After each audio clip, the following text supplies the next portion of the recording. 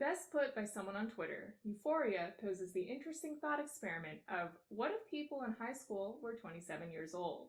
Welcome. Before we get into Euphoria Discourse, I have prepared a sample yearbook for some characters of Euphoria High. As control group, we have me at 17, across from Rue, our protagonist, played by pop culture's one true god, Zendaya. Then we got Nate, also 17, pulling up with some of the worst daddy issues I've ever seen. Jules, 17, not like other manic pixie dream girls. And Maddy, again 17, illegally hot. At this point I remembered I hate PowerPoint, actually, so hopefully that cleared everything up for you. I do have this room booked for 10 more minutes though, so I'm just gonna keep talking. Hey, it's Nicole. Please take me back. Let's move on. Euphoria is an HBO teen drama about high school students navigating trauma, relationships, and drugs in that order. You may also know Euphoria as the show that's real generous with the dicks. One early scene in the boys' locker room features a grand total of 30 dicks. Apparently, this is only 38% of the intended dicks, as the other 50 were cut. The reason I watched Euphoria was, like all shows, because Twitter was giving me intense FOMO. Mainly, the first season of Euphoria was praised for its cinematography, score, and cast performances. It's been criticized for having grown-ass adults play 17-year-olds, which is one thing when the content is relatively tame, but another when there's a lot of graphic sex, drugs, and basically softcore pornography. It's controversial. Yes, Euphoria takes care to show the unsexy repercussions of addiction while still showing a lot of shocking, mature content. Drugs and sex are very real to some teens' lives, but because the actors and visuals are so beautiful and dramatic, these characters who should probably seem young and awkward as they're having sex or doing drugs actually look almost cool as they're being self-destructive. So people wonder to what extent their actions are unintentionally glorified. Euphoria's general format entails dedicating each of the 8 episodes to a specific character and begins with their childhood trauma montage. I feel like this would be so efficient, like instead of meeting somebody and going through years of progressively vulnerable conversations where they can only infer that you have daddy issues, they can just watch it happen. Our protagonist and omniscient narrator, Rue Bennett, is a drug addict who always struggled with her mental health and then lost her father to cancer, which sends her spiraling. The pilot opens with a long, dreamy sequence, mixing in snippets of her past and present. We focus on Rue's face under the influence as she wryly narrates us up to speed. Explain this shit to me. Plenty of great, intelligent, funny, interesting, and creative people have struggled with the same things you struggle with. Like who? Vincent van Gogh. That's something all the characters share, this quippy, forced nonchalance as a coping mechanism. 20 minutes in, I wanted to cry a little, which is exactly my genre of entertainment, i.e. the kind that leaves you feeling dead inside. The present story of Euphoria begins when Rue returns from rehab only to buy drugs from her friend Fez. At this same time, new student Jules, a transgender girl, gets invited to a party by Kat, her high school classmate. Before she shows up, she uses a hookup app to meet an older man at a motel. Another student, Maddy, attempts to make her recent ex jealous by having sex with this guy named Tyler in the pool. Maddy's ex is Nate Jacobs, star quarterback and Angie Man. I could not believe my eyes. If 10 million fireflies lit up, I couldn't believe I was seeing the guy from the kissing booth. Like, this man is lost. Meanwhile, at the party, Kat gets pressured into sex in a scene that made me want to tear off my entire face. Are you a slut? Yeah, I'm a fucking savage. Oh yeah? What's your number? Higher than you two can count. Let me ask you a question. If I were to pull my dick out right now, would you suck it? Nate healthily holds his anger at bay and resolves to communicate with Maddy once he's calmed down. No, of course he doesn't. He starts harassing new kid Jules for no reason, and in response, she snaps, threatens Nate with a knife, and uses it to cut herself. The move is highly effective. Rue is impressed as hell and invites herself over to Jules' house. Nate also goes home, and the big reveal is that his daddy Cal was Jules' hookup. The next episode, entitled, What's Nate's Damage?, Starts with 11-year-old Nate finding his dad's home videos in which he's having sex with young gay men and trans women. Yeah, that'll do it. The poster child for toxic masculinity, Nate has horrifying anger issues, and there are hints that he is suppressing sexual insecurities. Like father, like son. Present day, Nate breaks into Tyler's house and beats him to a pulp, accusing him of raping Maddy in the pool because she had lied and then said that she had blacked out. Narrator Rue pauses her examination of Nate and returns temporarily to her own life. After Rue lashes out at her childhood best friend Lexi, she flashes back to when her addiction started. At 13, she tried oxycodone from her sick father's meds. Kat finds out a video of her at the party was posted online without her consent, and instead of what might have been an obvious storyline, however, Kat manages to quash the rumor that she's the one in the video and feels empowered from the video's reception, realizing that she could make bank as a cam girl. McKay, a college freshman, spends time with Cassie, another high school student, who has a reputation around school. Stupid ass, naive, Rue, ignores Fez's warnings and hangs out at his house when his supplier, Mouse, shows up. Mouse coerces Rue into trying fentanyl. Jules starts messaging this guy named Tyler on her hookup app and starts to catch feelings. Surprise though, Tyler, or Shy Guy 118, is actually Nate. Kat's episode starts when she, in middle school, gains weight on a vacation and gets broken up with once she returns. She finds solace in writing romance fanfiction and gains a large following. It's the first night of the Take Me Home tour. But Harry, what if someone sees? Let them. Apparently, some people got really upset by this. Wait till they read what else is on the internet. Anyway, Kat is playing out the Tumblr girl, or I guess AO3, stereotype, which I am humiliated to inform you is based on reality. In my dark distant past, I wrote not only Twilight, but also Naruto fanfiction. In the present, as she explores camgirl-ing, Kat learns how to act as a dominatrix and revamps her personality and wardrobe. She relishes her new power and confidence, and she becomes colder to the people around her, including this guy who has a crush on her. Their relationship is actually the healthiest one in the show so far, though admittedly the bar for Euphoria is in hell. Kat in this season has a developed arc where she explores her sexuality, subverting the trope of the fat best friend. Meanwhile, Jules tells Rue that they can't be friends if she keeps using drugs, setting up a tension point in the future. It's a lot of pressure to be someone's center of sobriety. At her Narcotics Anonymous meeting, Rue says that she is sober, and another attendee, Ali, catches her in a lie. In a weird turn of events, Rue helps Jules take nudes for Nate after Nate sends Jules a dick pic. Rue ends up kissing Jules and, panicking, visits Fez to get drugs. He refuses to sell her any, and Rue blows up at him, blaming Fez for her addiction. Are you doing this because you care about me? If you gave a shit about me, you wouldn't have sold me the fucking drugs in the first place! But you did! You fucking did! So open the goddamn door! You did this to me! You did this to me, Fez. You fucking ruined my life! The least you could do is open the goddamn door and fix it! She calls Ali for help.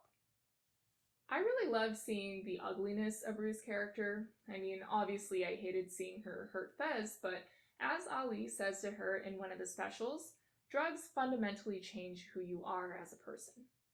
People keep doing things we deem unforgivable, and in return, they decide there's no reason to change.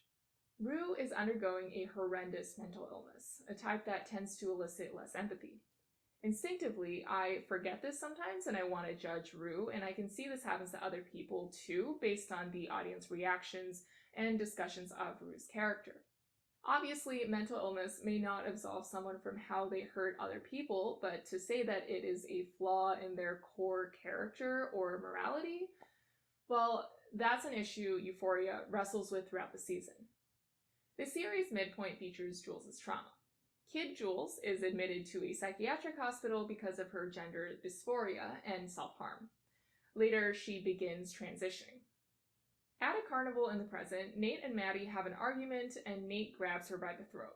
Cassie's man McKay won't acknowledge her as his girlfriend, so she and Maddy take Molly and Cassie flirts with Rando Daniel.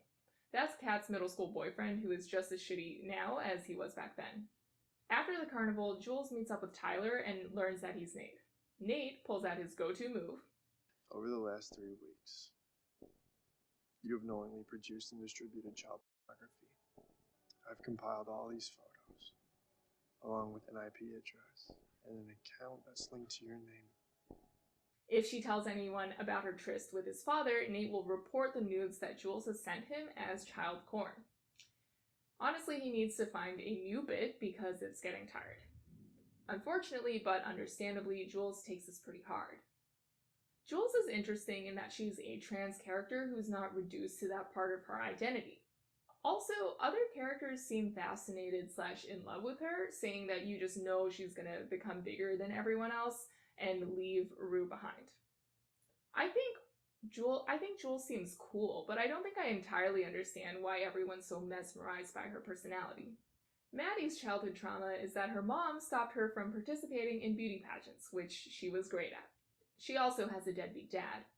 This mindset leads her into a toxic relationship with Nate. Maddy tries to hide the bruises, but she is found out and a police investigation begins. Her mom presses charges against Nate. In other news, Ali does not believe that Rue and Jules are gonna last, scaring Rue. Rue apologizes to Lexi for having been a bad friend and invites her roller skating with Jules. Jules realizes how heavily Rue is relying on her. She's scared, Rue's scared, now everyone's scared. McKay, a college freshman and Cassie's boyfriend, also gets his own episode. Growing up, McKay has his sights set on becoming a pro football player. When he reaches college, he realizes that he has no chance. Present day, McKay is violently hazed and assaulted by his frat brothers. He then takes his aggression out on Cassie. After Cassie refuses to have sex with Rando Daniel at his party, come on, you have no idea how much it hurts. Rando Daniel insults her. You think I'm here because I'm interested in you?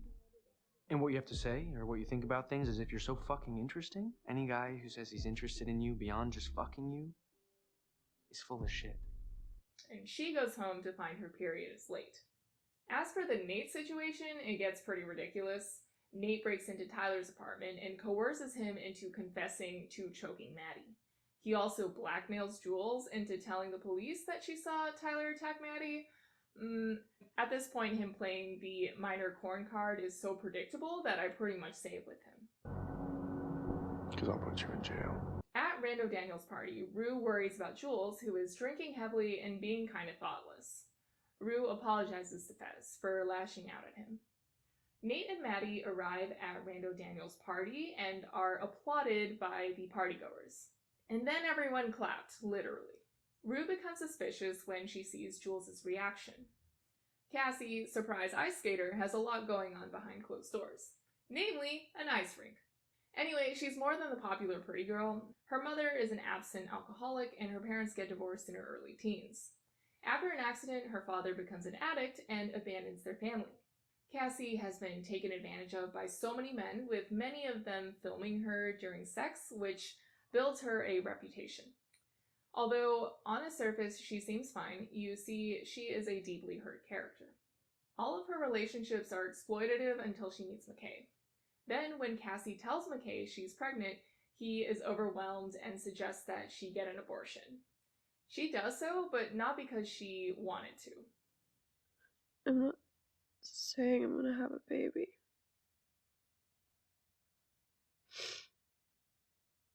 I just wanted to dream about it for a minute.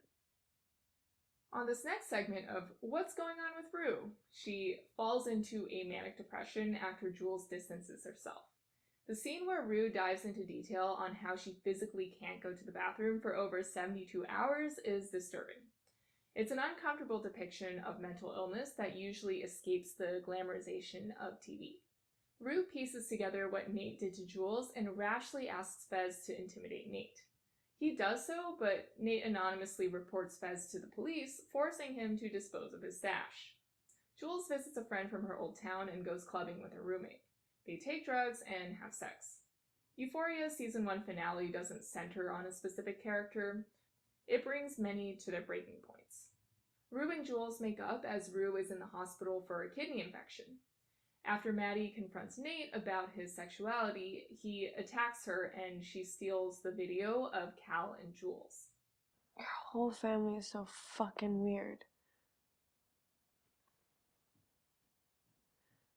After Cal criticizes Nate for his performance in a football game, Nate tries to fight him and loses. Getting so angry, he starts hitting himself in one of the most terrifying scenes in the show.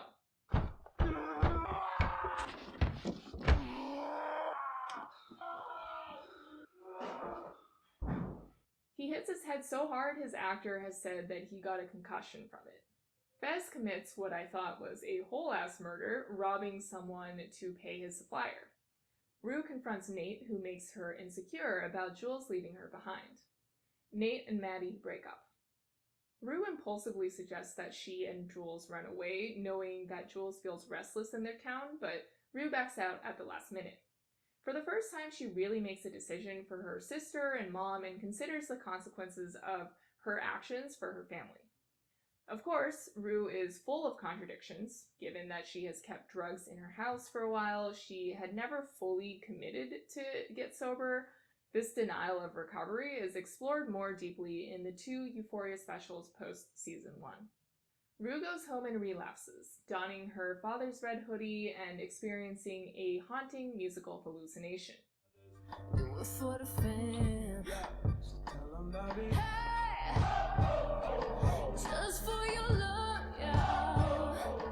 The season feels cyclical and the ending feels appropriately mad, just like addiction. Levinson, Euphoria's creator, sees it as a sort of whiplash, tying together the temptation, guilt, shame, and emotional turmoil in Rue's character. Time for Euphoria Discourse. After I finished Season 1, a question I saw a lot was, how realistic is Euphoria? The show is pretty progressive overall. It makes sure that being transgender is just part of Jules' identity. Euphoria depicts real issues like slut-shaming and revenge porn without making it seem like the show is just checking social issues off a list. The show actually develops these issues and makes them significant to the plot and characters. But also, on another note, and maybe this is kind of more obvious to me for who knows what reason, where are the Asians? This school is in California. Where are the ABGs? I remember seeing a comment that pointed out the only time an Indian girl gets screen time is when Nate is establishing that he doesn't like body hair. I know some others are like, who cares how representative high schools are of reality? Blah blah, no one cared about Walter White not being your typical high school chemistry teacher. Who really cares? Me. Okay, me. I want to nitpick, and this is my video. First thing no one but me cares about, speaking of school, are cliques not a thing? Like, I wondered why this specific group of girls, Maddy, Cassie, Kat, etc., Vape Girl, are friends. Like, I guess they've known each other for a while, but is that enough? Also, we don't really see people studying, but I heard in Season 2 that Rue says she has a 3.95 GPA. I know everyone's parents are supposed to be messed up as part of the collective trauma, but I don't buy how hands-off they all are. I mean, maybe it happens, but all of it?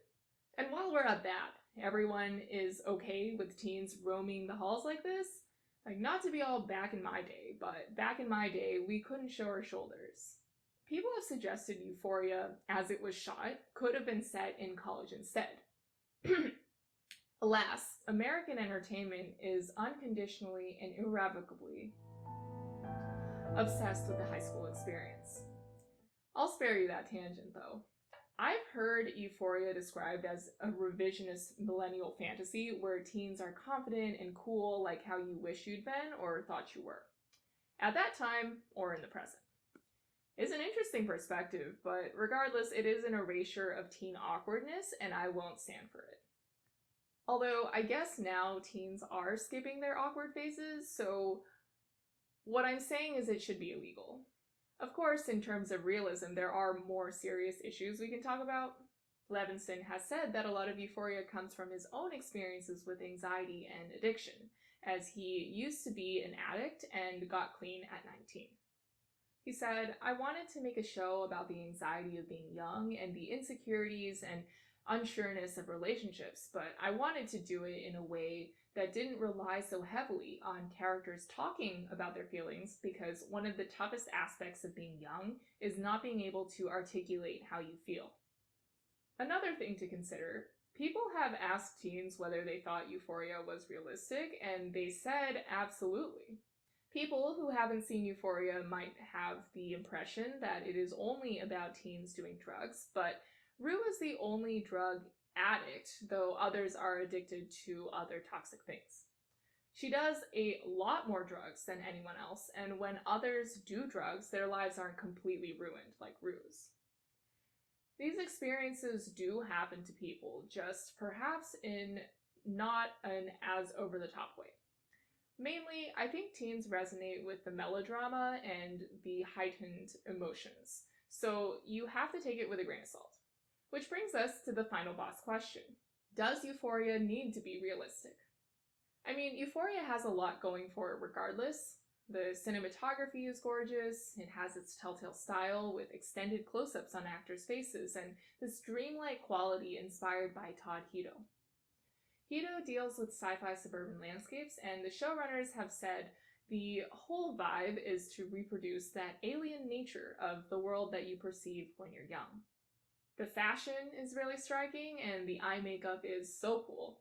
The soundtrack budget could fund a nation. The performances, too, are impressive. Levinson apparently was always gunning for Zendaya, who absolutely killed this role, but many other characters are not played by trained actors. Jules is Hunter Schafer's first role, and Angus Cloud was scouted when walking down the street. And yet you feel like a lot of these characters couldn't have been played by anybody else. Zendaya has said that because of Euphoria's mature content, only teenagers who are 18 and older should be watching this without parental guidance, which obviously is not happening. Young people are impressionable, and despite a lot of effort, some of the messaging can get distorted. There's a lot of unnecessary nudity in the show, and whether it's for shock value or commentary on how female nudity is commonplace on TV is a separate discussion. Either way, it's weird that these characters are minors. Obviously, I understand the benefits of casting older, but when characters are naked, you're thinking about them being underage, and also actually underage kids watching might think, oh god, I don't look anything like that. And even the sex, drugs, alcohol elements lend the impression that everyone your age might be partying like that, and you should too, which is not, I think I was a loser, generally the case. She was a virgin.